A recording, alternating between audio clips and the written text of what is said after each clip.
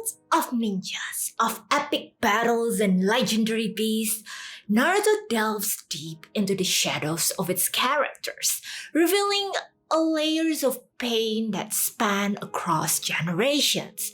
But what if the most powerful element isn't a jutsu or a hidden technique? What if it's the invincible chain of generational trauma silently dictating the fates of our beloved characters? Today, we journey through the Hidden Leaves village and beyond and explore how Naruto and his comrades confront, challenge, and ultimately aim to break the cycle of their ancestors' pain. Welcome to the Breaking the Cycle Overcoming Generational Trauma in Naruto. First, let's clarify by what I mean by generational trauma. It's essentially the transfer of emotional and psychological scars from one generation to the next. This can manifest through various behaviors, mindsets, and patterns, and sometimes to the point where suffering and struggle become the defining part of a family or a clan's identity. Now, let's examine how this theme is represented in Naruto, focusing on key characters Naruto, Sasuke, Gaara, and Sai. Hello everyone, it's CMA. Welcome to my channel, and if you like in-depth anime analysis video like this one, please subscribe to my channel. And also, I got a new microphone today. I hope the sound is better, maybe, I don't know, it's a work in progress. But anyway, let's first talk about Naruto and the curse of the Jinchuuriki. Perhaps the most personal representation of generational trauma in the series is Naruto's relationship with Kurama the Nine-Tailed Fox. Naruto carries within him the Kyuubi, a traumatic legacy passed down to him from the day of his birth. He bears the pain and the hatred of the entire village, effectively inheriting a community-wide trauma. However, Naruto's journey is about breaking the cycle, proving he is more than a beast within him, and changing the village perception of him. Initially, Naruto and Kurama shared a relationship of animosity. The beast within him is a constant source of struggle and hardship. Kurama is feared and despised by the villagers of Konoha, and by extension, so is Naruto. The feeling of isolation deeply affects Naruto, shaping much of his early life and behaviors. However, as Naruto matures and understands the loneliness that Kurama feels, he begins to change his perspective. Instead of seeing the Nine-Tailed as an adversary or a burden, Naruto starts to recognize it as a comrade or even as a friend. An incredible arc of growth. Naruto managed to turn the symbol of trauma into one of his greatest strengths. His relationship with trauma evolves from one hostility to partnership and mutual respect. And this powerful narrative shows us that trauma doesn't have to define us, and that it can be transformed into something really positive. Through friendship, understanding, and acceptance, Naruto doesn't just manage to break the cycle of this generational trauma. He turns it on its head, transforming his once greatest challenge into an immense source of strength. It's not just a testament to Naruto's character, but also a powerful message of hope and resilience that resonate within all of us. Now, let's talk about Sasuke and the Uchiha clan.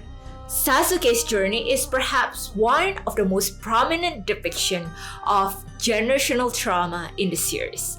Born into the Uchiha clan, a family that carries a history of pain, conflict, and resentment towards Konoha, Sasuke's narrative is steeped in this legacy of strife. He embodies the pain and anger and vengeance of his clan. His path initially follows the cycle of trauma that he seeks power at all costs. Yet, his redemption arc and his reconciliation with Naruto show his effort to break the cycle. Before we delve deeper in Sasuke's narrative, it's important to acknowledge the history of the Uchiha clan within Konoha. The Uchiha clan, renowned for their powerful Sharingan, were one of the founding clans of Konoha.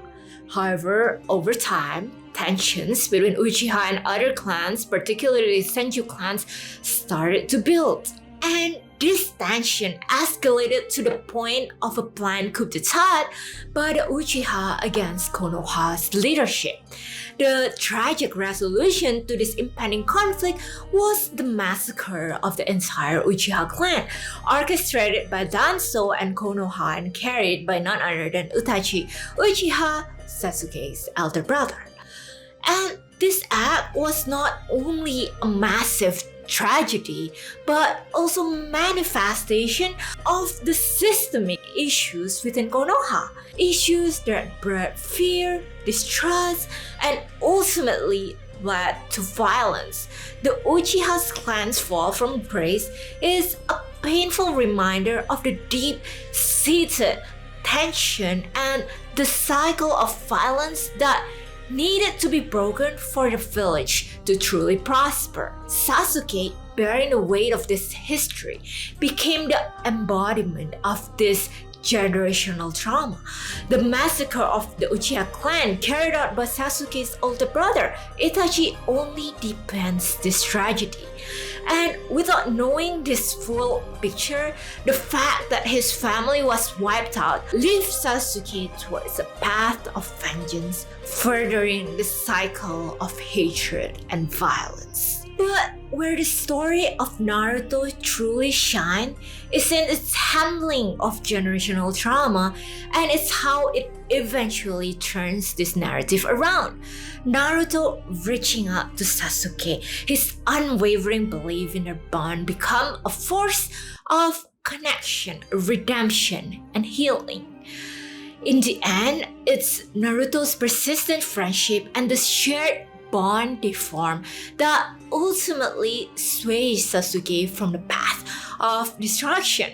His journey to redemption doesn't erase his past actions, but it provides him a chance to mend the rift between the Uchiha clan and Konoha, breaking the cycle of generational trauma that plagued its lineage.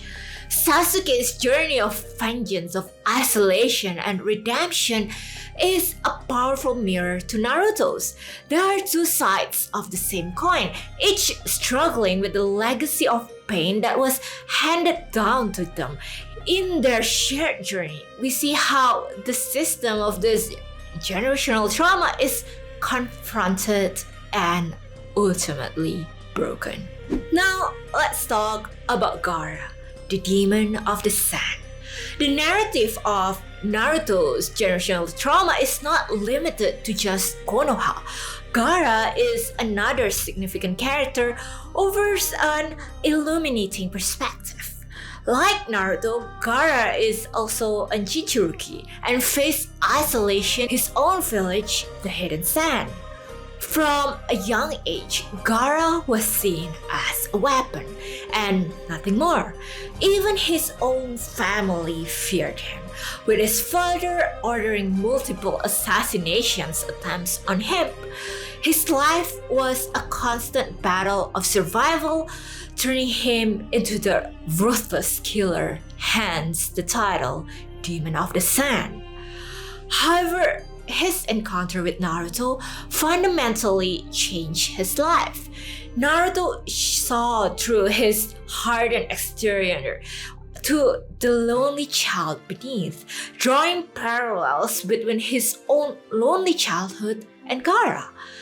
This connection moved Gaara, leading to a transformation from a feared monster to a respected leader.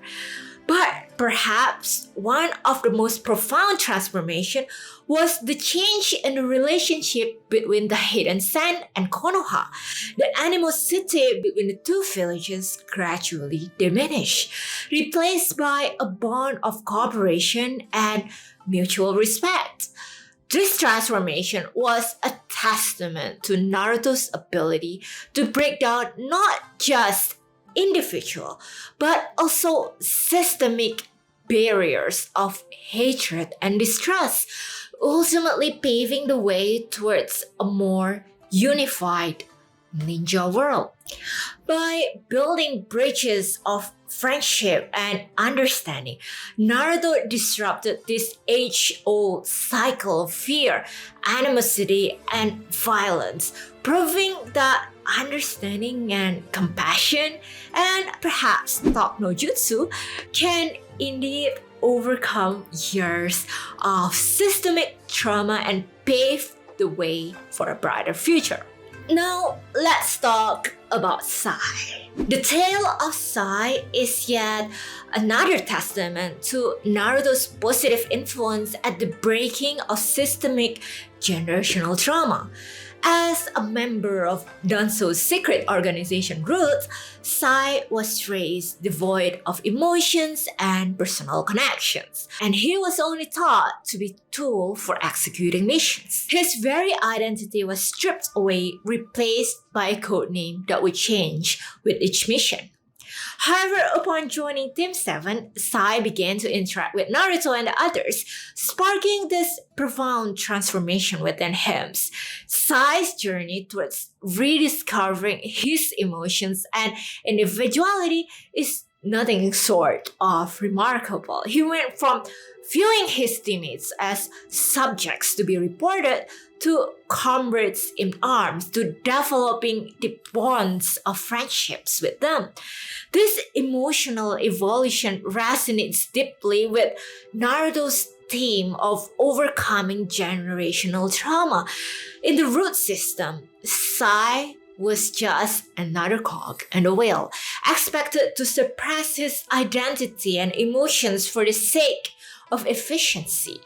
But Naruto, with his boundless empathy and persistent friendships, helps Sai to break free from this toxic structure. These changes in Sai mirror the change in Konoha itself, where once there was only manipulation and subjugation under Danzo, there is now a shift towards actually understanding and valuing the individual, all thanks to the influence of Naruto.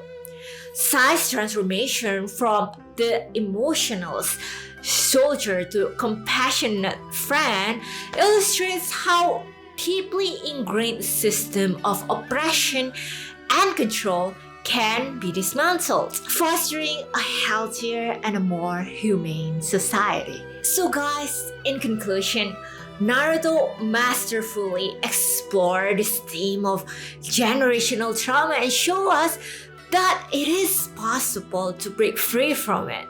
Despite of their painful past, Naruto, Sasuke, Gaara, and Sai proves that individuals can rise beyond their inherited trauma and change their destinies and define their own identity.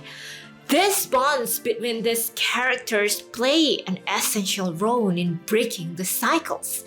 Naruto's unwavering belief in his friends and determination to save them from their path of self-destruction is a recurring motive. And I thought that's just really powerful, more than just like the jutsu and the cool tricks itself. They teach us about the importance of perseverance, friendship, and the belief in oneself. So, thank you for joining me in today's discussion. If you enjoyed it, please leave a like, share, and subscribe to my channel for more anime deep dives. Until next time, stay tuned and stay thoughtful. Bye-bye.